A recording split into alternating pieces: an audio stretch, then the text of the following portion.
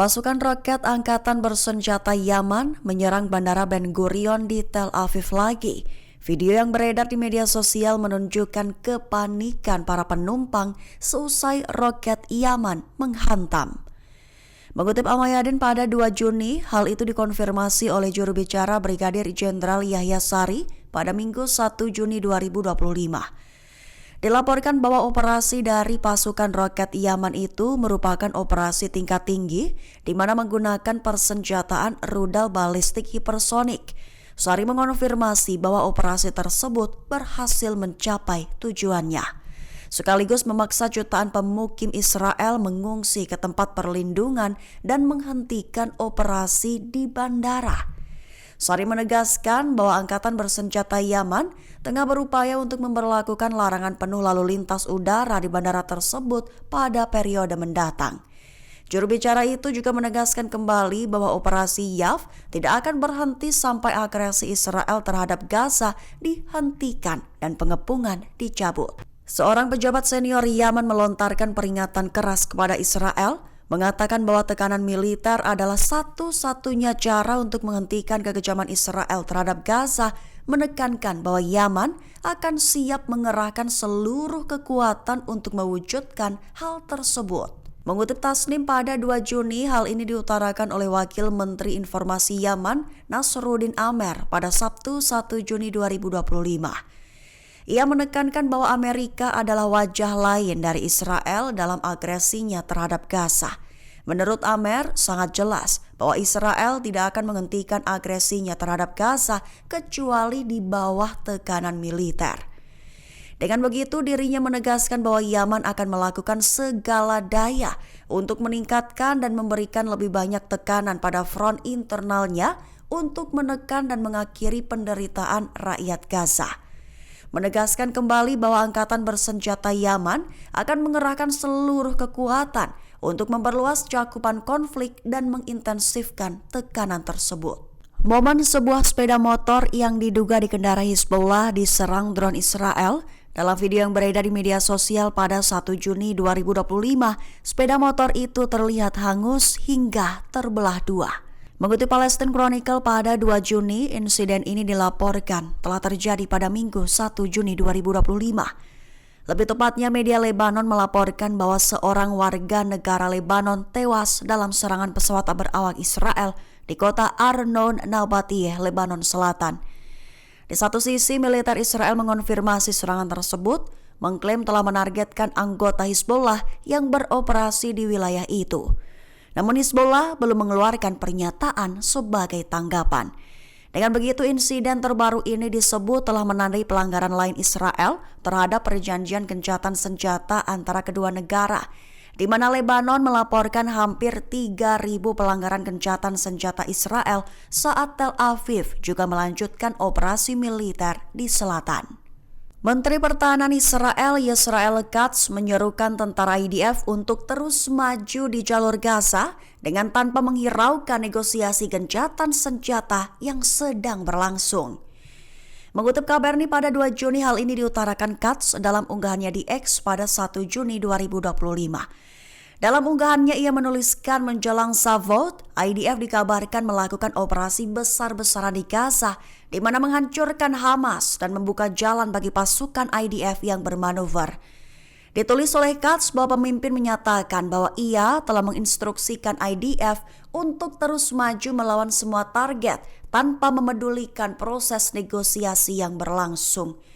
Ia juga menegaskan bahwa segala cara akan digunakan baik dari udara, darat maupun laut untuk melindungi tentara IDF serta melenyapkan dan menghancurkan Hamas.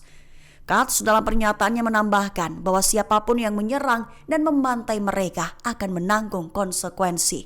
Menegaskan bahwa Hamas harus membebaskan para sandera, jika tidak kelompok tersebut akan dihancurkan. Beredar luas di media sosial terkait tembakan brutal dan membabi buta yang diduga dilakukan oleh pasukan Israel, di mana target tembakan brutal itu adalah warga sipil yang berada di pusat bantuan Gaza di Rafah.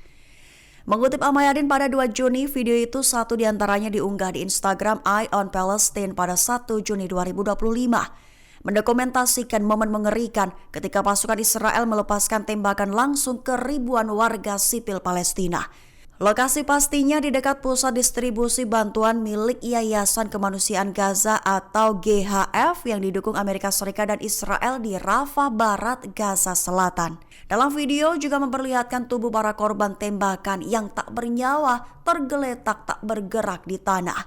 Sementara jeritan orang-orang yang terluka dan teriakan minta tolong terdengar di tengah kekacauan yang terjadi, menggambarkan momen pembunuhan massal dan penderitaan warga sipil yang keluar mencari roti tetapi kembali sebagai martir atau terluka.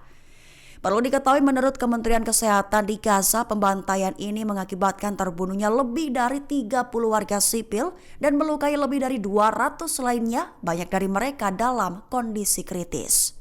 Pemantau hak asasi manusia Euro-Mediterania melaporkan bahwa militer Israel telah meningkatkan penggunaan drone quadcopter di Gaza untuk intimidasi psikologis, pengintaian, dan serangan langsung.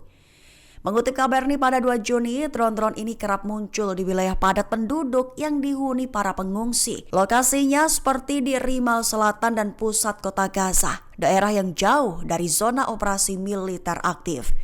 Drone tersebut disinyalir sengaja memancarkan suara-suara menyeramkan guna menciptakan kepanikan massal, seperti jeritan anak-anak, teriakan wanita, suara anjing buas, dan sirene ambulans.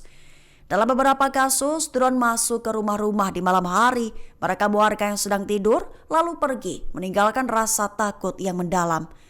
Taktik ini diduga bertujuan menggiring warga keluar tempat perlindungan ke balkon, jendela, atau tenda hanya untuk kemudian diserang secara tiba-tiba, menjadikan respons manusiawi terhadap teror sebagai momen pembunuhan. Laporan ini menggambarkan penggunaan drone sebagai bagian dari strategi yang sistematis untuk menyebar ketakutan dan memancing korban di kalangan warga sipil. Hamas akui siap melakukan negosiasi tidak langsung dengan Israel. Sementara itu Qatar dan Mesir beri dukungan atas rencana gencatan senjata 60 hari yang berlanjut menjadi gencatan permanen. Mengutip Tasnim pada 2 Juni, hal ini diutarakan oleh Hamas dalam pernyataannya pada Minggu 1 Juni 2025. Hamas menyatakan siap untuk segera memulai putaran negosiasi tidak langsung untuk mencapai kesepakatan, di mana nantinya diharapkan akan bisa memberikan bantuan kepada rakyat Palestina dan mengakhiri tragedi kemanusiaan.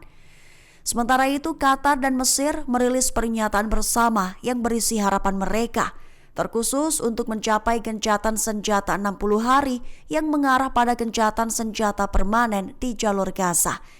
Kedua mediator tersebut juga menegaskan akan berkoordinasi dengan sekutu Israel yaitu Amerika Serikat untuk mengatasi hambatan dalam negosiasi. Dengan begitu, Hamas menegaskan mereka menyambut baik upaya mediator Qatar dan Mesir, di mana menjadi pihak yang mendukung rencana utusan Amerika Serikat Steve Witkoff untuk gencatan senjata 60 hari yang berlanjut menjadi gencatan senjata permanen. Download Tribun X sekarang, menghadirkan lokal menjadi Indonesia.